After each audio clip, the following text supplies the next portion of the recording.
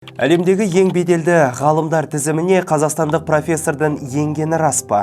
Жақында қазақстандық сайттарда Сәрсенбек Монтаев әлемдегі ең беделді 2% ғалымның рейтингіне кіргені жайлы айтылды. Ақпарат қаншалықты рас, бірге тексерейік.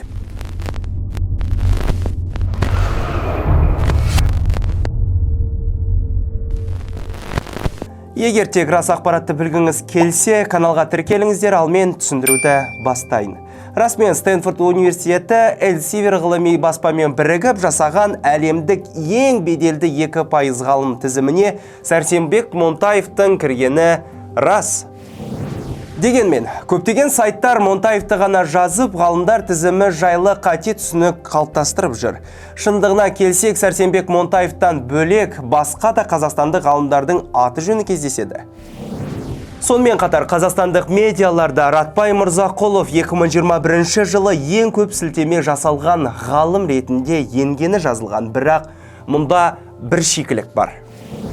2021 жылы Ратпай Мырзақұловтың ғылыми жұмыстарына 687 рет сілтеме жасалған. Әрине, бұл жақсы жетістік дегенмен, бұл ең көп сілтеме жасалған дегенді білдірмейді. Тізімнің басында Оксфорд университетінде қызмет атқаратын Дуглас Алтман тұр. Оның жұмыстарына 69553 рет сілтеме жасалған.